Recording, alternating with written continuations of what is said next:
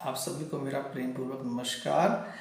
दोस्तों, मेरी एक शिष्या है, उसने मुझसे सवाल किया कि गुरुजी मैं ऐसा क्या करूं कि मेरी हाइट बढ़ जाए। मेरी हाइट 4.5 फुट की है और दूसरों की हाइट 5 साढ़े 5 फुट की है।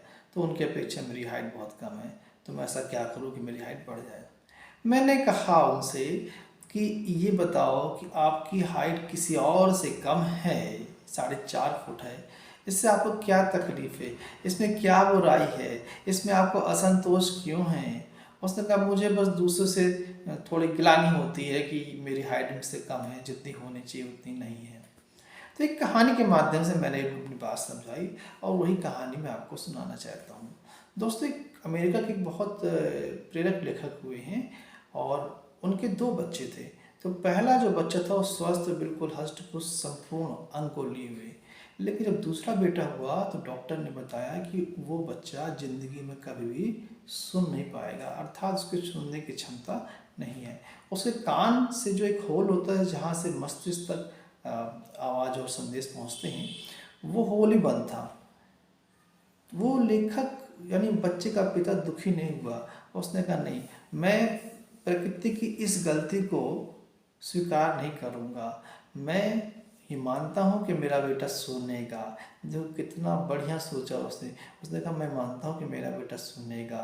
आपने कहा कि इसका छेद बंद है, इसको सुनाई कभी नहीं देगा, लेकिन मैं ये मानता हूँ कि मेरा बेटा सुनेगा और आम बच्चों की तरह ही सारी बातों को सुनेगा, समझेगा और जीवन जिएगा। दोस्तों, उस बच्चे को घर लेके आ गए और थोड़ा बच्चों को जब सुनाई नहीं पड़ता है तो हम उनसे बोलते क्या हैं और कहना क्या चाह रहे हैं वो बच्चे को समझ आता नहीं है। लेकिन धीरे धीरे बच्चा एक एक्शन के माध्यम से समझना शुरू कर दिया। अब बच्चे के पिता और पूरा परिवार, जैसा बच्चे के पिता ने बताया अपने परिवार को कि हमको इस बच्चे के सामने बिल्कुल नकारात्मक बात नहीं करनी है। ये जैसा भी है, जिस रूप में है, ये संपूर्ण है, हमको स्वीकारना पड़ेगा।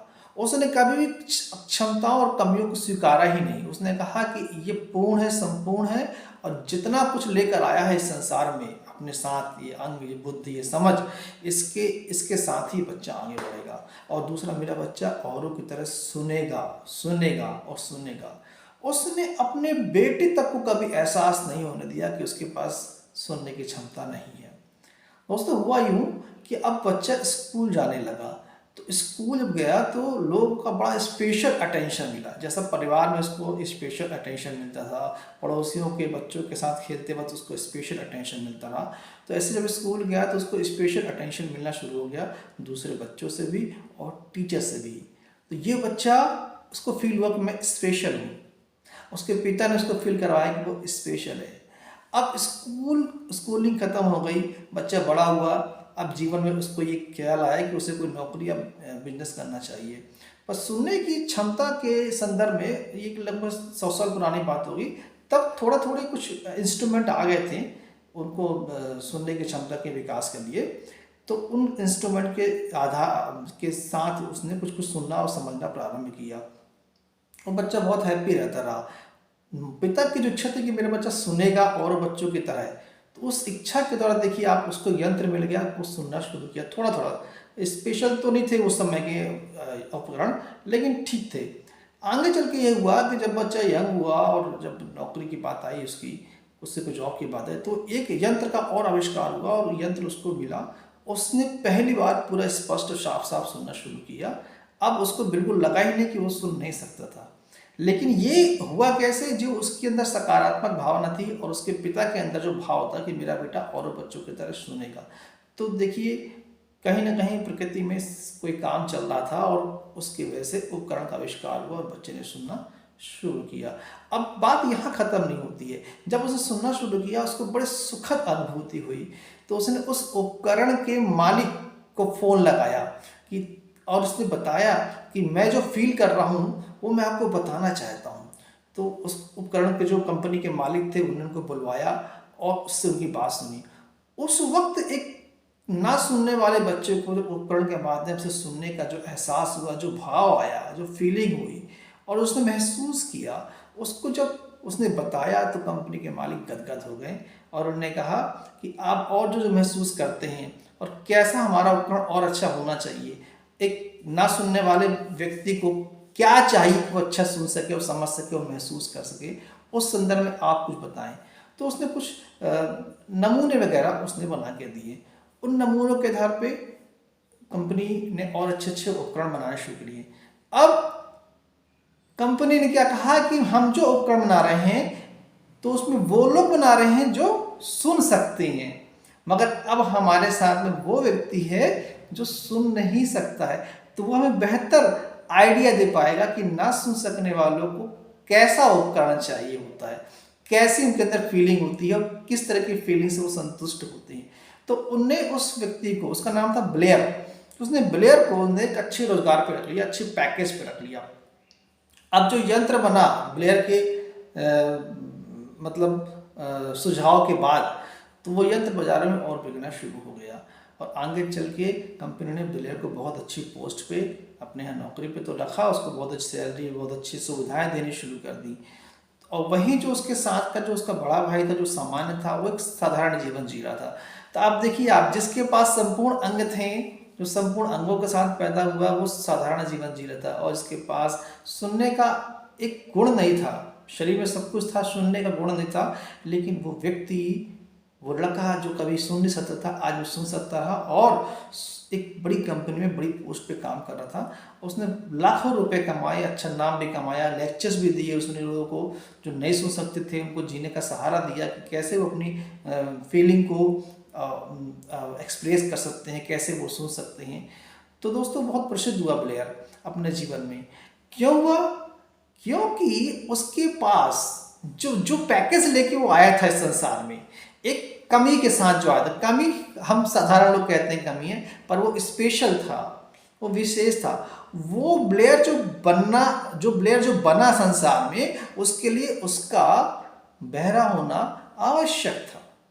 बात समझिएगा, ब्लेयर जहां तक पहुंच गया अपने जीवन में, उसके लिए उसका बहरा होना आवश्यक था।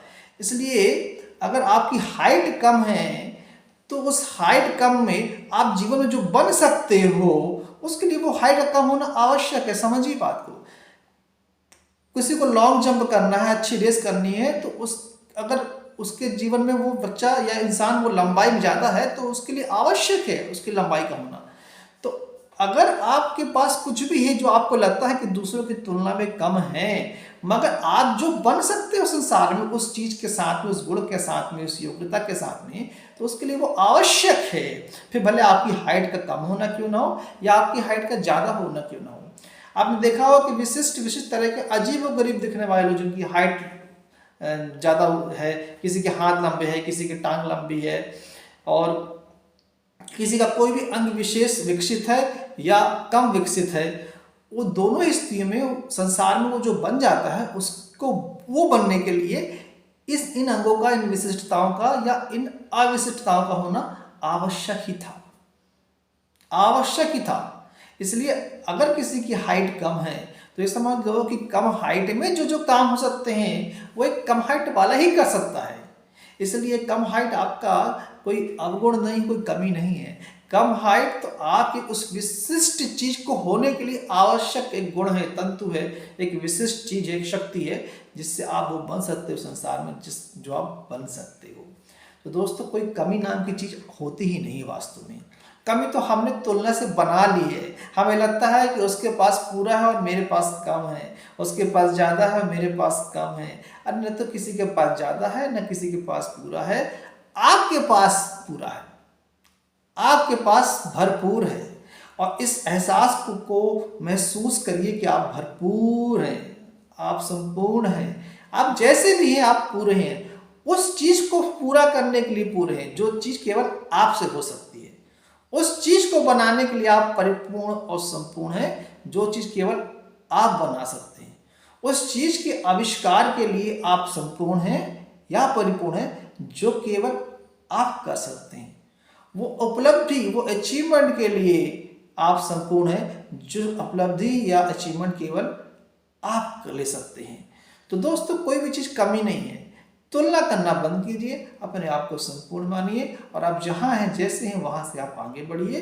देखिएगा आपकी यही चीज, कम हाइट हो या अधिक हाइट हो, या अच्छी आवाज हो या दूसरों की तुलना में कम अच्छी आवाज हो, हर एक गुण में, हर एक चीज जो पैकेज आपके साथ में है, जो पैकेज आप लेकर आए हो, देखने की, सुनने की क्षमता या अक्षमता, जो पैकेज लेके आए हो, इसी में आप आगे बढ़ सकते हो। एक व्यक्ति हुए हैं, उनकी दोनों आंखें नहीं है, और शायद उनका नाम रंजीत बोला है, उन्होंने कागज के पैकेट्स बनाए, जैसे कि पॉलिथीन चलती रही तो पॉलिथीन को बंद करने के लिए, वो दोनों नहीं तो देख सकते नहीं, और 50 करोड़ से ऊपर की उन्होंने एक इंडस्ट्री खड़ी कर दी, जो कागज के पॉलिथीन बैग होते हैं, यानी बैग, कागज के बैग, नॉट पॉलिथीन।